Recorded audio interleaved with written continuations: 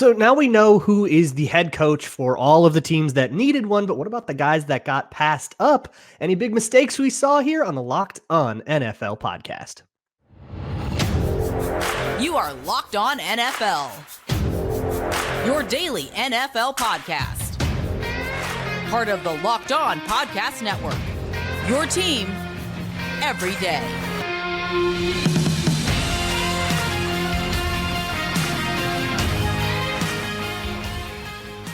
What's going on, football fans? It is the Locked On NFL podcast. It is Tuesday.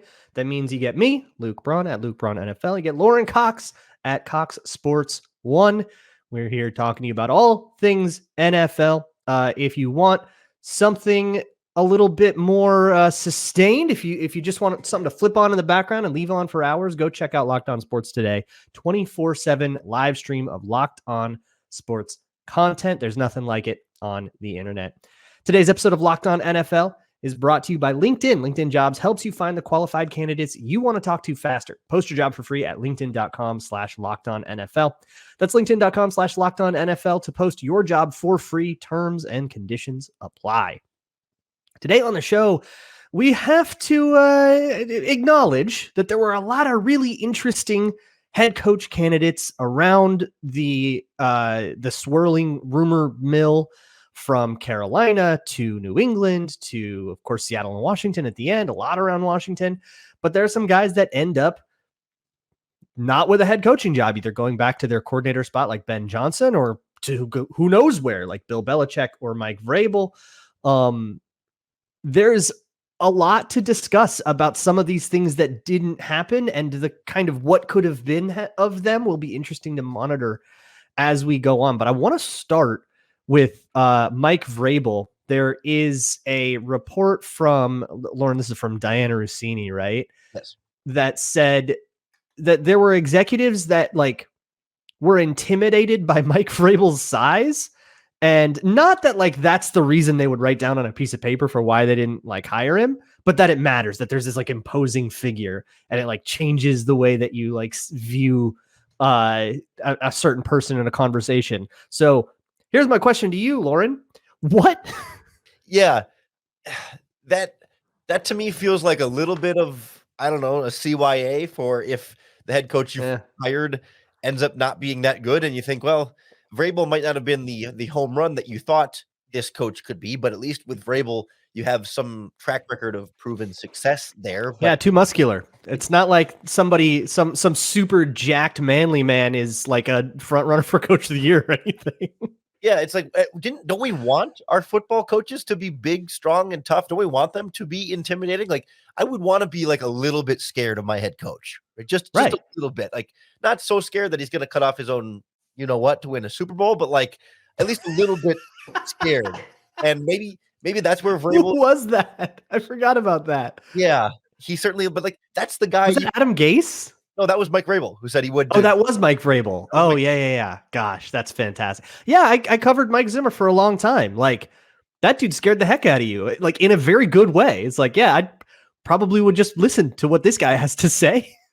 If your coach is a softer pushover type personality, I would imagine if I were a 6'3", 300-pound offensive or defensive lineman, sure, I need to respect him because of my coach, but literally when push comes to shove, I'm bigger, stronger, more of a man than he is. But with Mike Vrabel, he's going to be able to step up to you toe to toe and have that real face-to-face conversation. I mean, it's this idea of having a former player in that position, right? To be able to connect you, but also even if he's not a former player, he's just a bigger dude that does carry a little bit of something. So to me, I mean, it's obviously nonsense, and it reflects very poorly on whatever front office people gave that as a potential reason for not hiring Mike Vrabel. There are reasons to not hire Mike Vrabel or to not have wanted him as your head coach, but that's not one of them.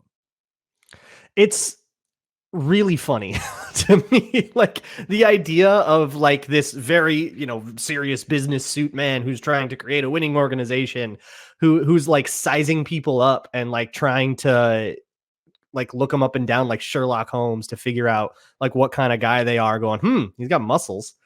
And being weird about that in the entire conversation. I don't know. I agree. I don't really buy how serious that is. To me, that sounds like a really bad attempt to save face.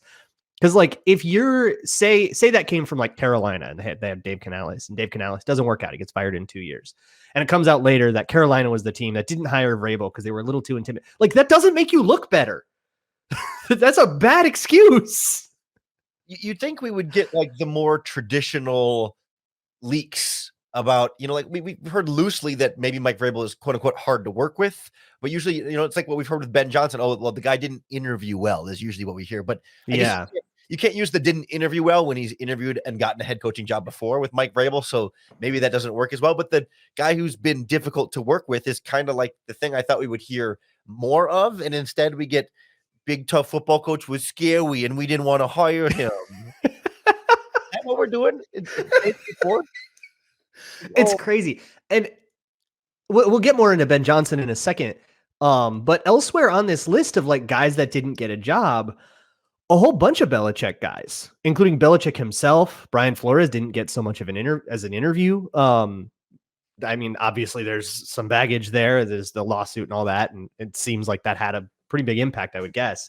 I can tell you with Brian Flores, having seen him out and about at the Senior Bowl, I don't think he's taking it too hard. He was having a good time down in Mobile. Yeah, I think he was. There was something, and I couldn't substantiate it, but there was something that was like he's not gonna. The whole deal was always that he was not gonna just take any job. He wasn't gonna just go to the first guy that called. He was gonna take a job that's like a good opening. And I do think that was like known that, if you're like a dysfunctional organization, don't even call Flores because he's not gonna say. He knows he's only got one more chance to be a head coach. He's not gonna waste it on your rebuild to be like a, Lovie Smith lame duck in Houston. So that part was interesting. Really interesting to not see any Bill Belichick. And we probably should talk about Eric Bieniemy as well, as somebody who not only did not get a nod for a head coaching job, but Washington's not hanging on to him now that who is in place? Dan Quinn. Under Dan Quinn. Yeah. I mean, that feels almost extra insulting, right? It's not only Eric, sorry, we're going to replace you, but we're going to replace you with Cliff Kingsbury. Like, unless you thought that was some magical formula to get to Caleb Williams with the number 1 overall pick, somehow to get Caleb Williams to come to Washington, and Kingsbury is supposed to be your secret there. But it wasn't like Kingsbury's offense in Arizona was doing great, and it wasn't like he's had a stellar record throughout his career, or that he did a great job as quarterbacks coach for USC this past season. So that one to me feels like another weird one where Kingsbury interviewed a bunch of different places, lands in Washington, and Eric Bieniemy's left maybe without an OC job this cycle. Does he become a quarterbacks coach somewhere? I mean, he continues to not only not ascend to the head coaching ranks, but now struggle to keep an offensive coordinator job when he's been in some successful offenses, and Washington was okay this season, but they had injuries with Sam Howell, and some of that you can write off as not Eric Bieniemy's fault, but other times you heard players come out kind of against Bieniemy, and remember Ron Rivera had to kind of like defend Eric Bieniemy during this season from guys leaking out that practices were too tough or that the offensive coaching was a little too tough. Like that stuff is really kind of sticking with Bieniemy, just as we sort of hear that same kind of thing about Vrabel and Belichick and these Belichick style coaches being too tough on guys or being difficult to work with. Yeah, and maybe that is just the character of people now. The character of people in their 20s that are going to be the kinds of players that respond to a different kind of leadership. I think that's perfectly valid. Yeah, there's this whole thing in Washington about Eric Bieniemy and his parking spot. Google Eric Bieniemy parking to find out more about why maybe he didn't get a job. I'll leave that at that. And no Ben Johnson, who kind of leaves Washington at the altar. You've got some stuff to say about that. So we are going to get into that next. And then later in the show, we'll talk about our yike and like of the week. Today's episode of Locked On NFL is brought to you by LinkedIn Jobs. It is always a tough time when you're tasked with hiring, especially if you work for a small business or if you own a small business. You've got so many things to juggle, and hiring can be such an overwhelming thing. If you go on to LinkedIn, they've got over 1 billion professionals, which is a phenomenal pool to pull from, but you also need some help to narrow all that down, which LinkedIn provides as well, to make sure that you don't have to spend every waking moment of every day focusing on this, and you can go do all the other crap you're definitely responsible for. You can go post your job for free at linkedin.com/lockedonnfl. Post your job for free at linkedin.com/lockedonnfl. Let everybody know that you're hiring. Start that process off. 86% of small businesses get a qualified candidate within 24 hours. So get that process streamlined and don't stress too much about it because LinkedIn has your back. That's linkedin.com/lockedonnfl. Today's episode is also brought to you by FanDuel. It's America's #1 sports book and the sports betting partner of the NFL, which means it is almost about time for betting Christmas. The Super Bowl, the stupidest prop bets. It's my favorite betting day of the entire calendar year. Lauren, do you have any fun Super Bowl prop bets that you're into right now? See, I tend to just like to play with the traditional ones, the Gatorade color, the coin toss, the length of the national anthem was a good one for me too. Yeah, the length of the national anthem. Is it this year that the length of the national anthem will be longer than the longest drive or the shortest drive? I think so. And I honestly wouldn't surprise me if that ends up cashing. Yeah, there's that one. There's will there be a scoregami, which is plus 2,500, all kinds of fun stuff that you can find. And if you are new to FanDuel, you can go to fanduel.com/lockedon. If you sign up there and if you win your first $5 bet, whatever it is, it can be no, there won't be scoregami at minus 10,000. And you can get $200 back in bonus bets. That's $200 back in bonus bets if your first $5 bet wins at fanduel.com/lockedon. FanDuel, make every moment more.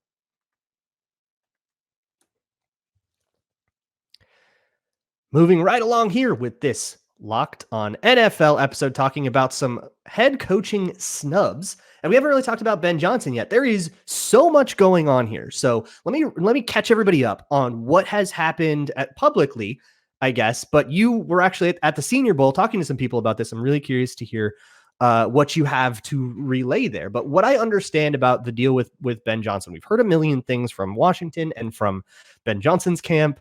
And I think like through different reporters as conduits, which is kind of funny.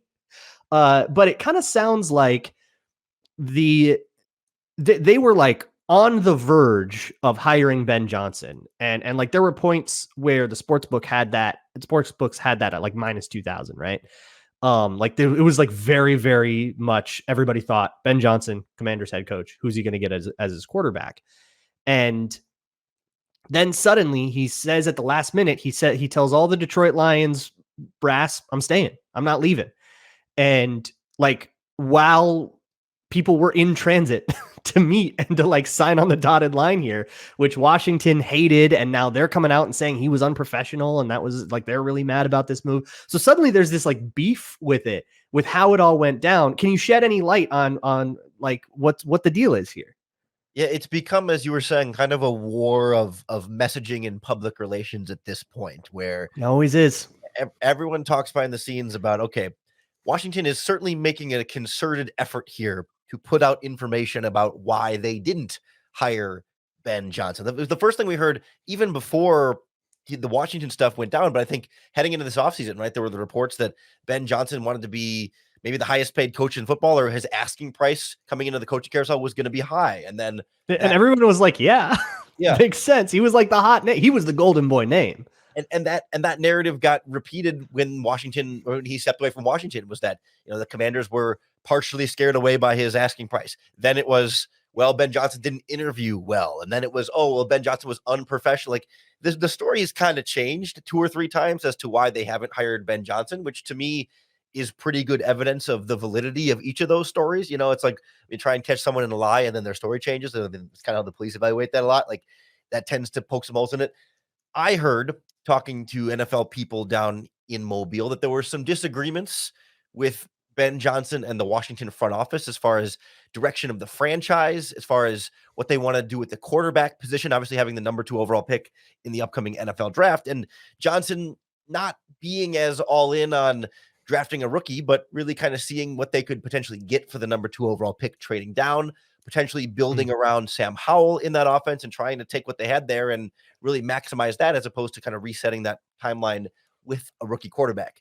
The other thing, though, that I think was even more clear to me was that the money thing especially was just not a Ben Johnson priority. I talked to people that know Ben Johnson that say, like, he drove the same car, He's kind of beat up high mileage car from the age of like 17 until he was like 27, like through many of his first coaching jobs. He's not a guy who's gone out and spent a lot of money on cars and other things. And his family does a charity event there's like a charity golf event that's not super highfalutin. Like they're very much down to earth, blue collar people that, sure, I mean, yeah, he wants to get paid a fair amount, but it's not like he's trying to cash in for the biggest check possible because money's the most important thing to Ben Johnson. Like very much getting sort of the counter spin PR the other direction on, no, this is not a money driven guy at all. He's just serious about wanting to be in the organization and with the quarterback situation that he feels most comfortable with. And he'd rather go back to Detroit and say, I'm going to wait for a better opportunity next year. That's so interesting. Isn't that the classic like negotiation move? Is like, I feel like whenever you hear that so-and-so player, and I guess it has to work with coach too, is like asking for a ludicrous amount of money, you're like, oh, a contract must be close. Because like they're trying to like drum up like some weird PR thing about how he shouldn't make that much money. It's like such a classic move. And I feel like it's always so weird. I'm going to be honest. I don't know if I buy it. Like, not that I don't buy that whoever you're talking to is like trying to tell the truth or whatever, but like, I don't feel like if you walked in to the Commanders, I just can't believe that anybody would look at that team that has a good shot to get Drake May, shoot, maybe even Caleb Williams, depending on what you believe from Colin Cowherd or whatever. Like looking at this quarterback class and going, "No, we're good with Sam Howell." Like I can't figure that out. I don't know. But what if your math is Sam Howell plus, you've got the Falcons at 8 or the Raiders at 13 willing to give you 3 first-round picks plus a second-round pick plus maybe a premium player that you like to get up to 2. I mean, it's the same conversation we have with Justin Fields in Chicago. It's like, okay, would you rather have the incumbent quarterback plus a bunch of draft picks and potentially good players versus the rookie quarterback that you might like a lot, but is its own version of an unknown and doesn't come with all of those extra bonus assets. Like, I'm not saying that means it's the best choice for Washington, but it does become a more difficult evaluation than just purely how much you like your quarterback versus how much you like the rookie, because you add some extra weight to what you get with your quarterback and all the assets you could get from potentially trading down. I get it. I do. And with somewhere like Washington, where that roster does need a lot, that is a roster that needs some work, and they probably will be in a rebuilding mode for at least a while. But I gotta think that like over the long term, there is one person that you have access to that's going to have the biggest impact. And that person is probably Drake May or whichever quarterback you decide. Like that's the person, right? So I think the reason to do it, I wouldn't necessarily do that because like, ooh, and then you can get, like Rome Odunze at 8 or whatever. Like that does not move the needle for me nearly as much as like your franchise quarterback, look at the Texans and like CJ Stroud, like your guy. And there's a chance you miss on that guy. And then you got to go back to the drawing board, but that's kind of always going to be like that. Waiting a year does not mitigate that risk at all. Eventually you have to take that risk. But I think the reason to do it, if you're Ben Johnson, the reason you might really think that would be, I just don't like these guys as much, and I like Quinn Ewers or Shedeur Sanders better. And maybe they'll come out next year, and we want to do that next year. Like that's to me the calculus that is like, no, I have my quarterback that I like. He's not coming out this year, so let's do this differently. And maybe that could be more of it. But I feel like saying no, they really just believed in Sam Howell. That feels like cope. That feels like something you're going to put out there and like hope that rumor mill circles a little bit so that people think that like you're not so people think that you're not like going to trade down or you're just trying to like drum up interest in a trade down or something like that. It's interesting because Ben Johnson went to North Carolina, is a North Carolina guy. So you might say, oh, that means that's why you like Sam Howell, but Drake May is also a North Carolina quarterback. So I'm not sure how you end up doing the math on those two things with two options for North Carolina quarterbacks when you're in Washington, with him being purely a North Carolina guy. But to your point, like we've had that same conversation about the Bears, where it's like, if you trade down with say the Raiders and they're really bad next year, like you could have another top 5 pick. If you get a future first round pick from the Raiders, or even pick your other team that might trade up if Denver's bad. Yeah. Do you have any experience with that? You could just luck your way into the number 1 overall pick. It's easy. Simply trade down with the team that's going to be the worst. Yes, it's that simple. And you two can pick every single year. So like, yeah, if you look at this quarterback class and say, if I can't get Caleb Williams, I don't really like any of these guys. Why not trade down and try and get another high draft pick next year to be able to get like you said, Quinn Ewers, Shedeur Sanders, or whoever else ends up coming out. Sure, right. And like alluding to the Bears, like that could be the logic that, 10 years from now, they could say, yeah, we didn't really think that highly of Stroud or Young or any of those guys, but we really loved Caleb Williams. And, history will tell if they were right about that or not, or if that was actually the case, or if they just kind of stumbled into it. But maybe that's the same way. But it doesn't sound, if Washington didn't like that, we can kind of lock them into taking a quarterback then, if you hadn't already. That's probably something that Lorin likes a lot, that this is where the Bears are at. So if I'm not mistaken, you got a couple of yikes coming up. We're doing our yike and like here on the Locked On NFL podcast. This episode of Locked On NFL is brought to you by our friends at DoorDash. DoorDash is the best way to get all of your favorites delivered right to your door, especially coming up this Sunday during the big game. Whether it's something you forgot to get ahead of your big party, or, you reach halftime and you're out of wings, you're out of chips, you're out of soda, whatever it might be, DoorDash can go out and get it and make sure you've got it fresh for your party and everyone at your household. Whether it's from the grocery store or hot and fresh from your local favorite restaurant. That's the thing. Not every small restaurant in your town can afford to staff its own delivery service, but DoorDash is here to make sure that you can still support those businesses, all from the comfort of your own home. It's convenient. I order on there all the time, and right now you can save a little bit of money with your DoorDash order when you enter in our promo code LOCKED23. Get 50% off up to a $10 value when you spend $15 or more on your first order when you download the DoorDash app and enter in that promo code LOCKED23. Subject to change, terms apply. That's 50% off up to a $10 value when you spend $15 or more on your first order. Just download the DoorDash app and enter in that promo code LOCKED23. Locked On NFL podcast is also brought to you by eBay Motors. Passion, drive, and patience. What brings home the winning trophy is also what keeps your ride or die alive.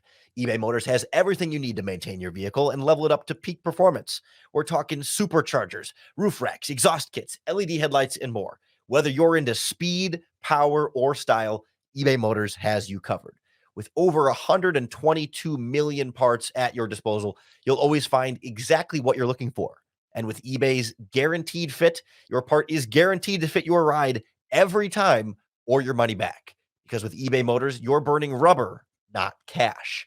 With all the parts you need at the prices you want, it's easy to turn your car into the MVP and bring home that win.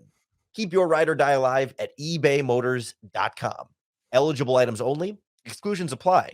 eBay Guaranteed Fit, only available to U.S. customers.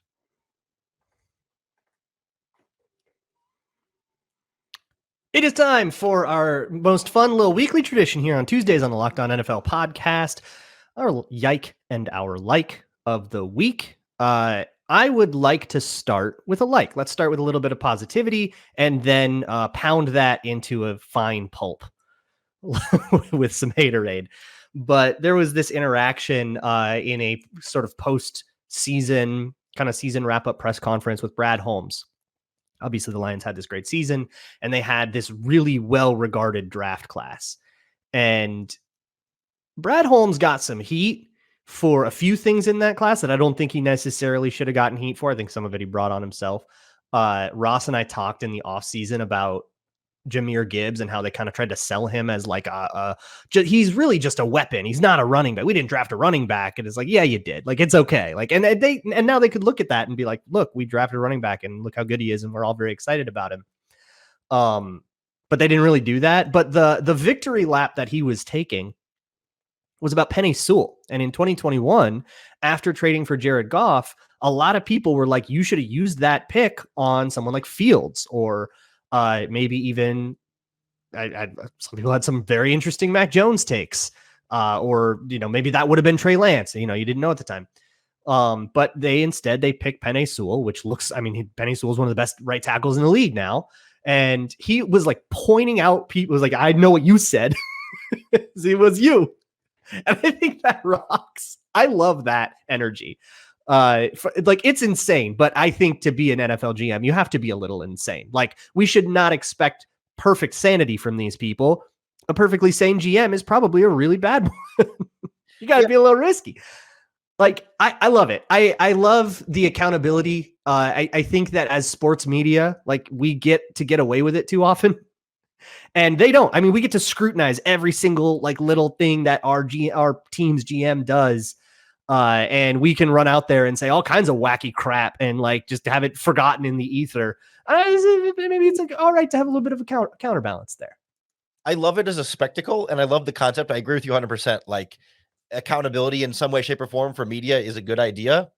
And yet I also find myself feeling like if Brad Holmes was my team's general manager, if I was a Lions fan, do I want my GM like paying close enough attention and caring what other people think enough to bring it up in a press conference and call them out on it? Like, is it? It's cool and it's fun, 100%. And as a not a Lions fan, I love it. I want to see more of that. But like, don't you get more important things to do than to go back through and see what all the beat reporters said about what you did, just to be able to call them out in a press conference and say, "Nana, nana, boo, boo, told you so"? Like, shouldn't you just be more bulletin board material, man? That's for a GM.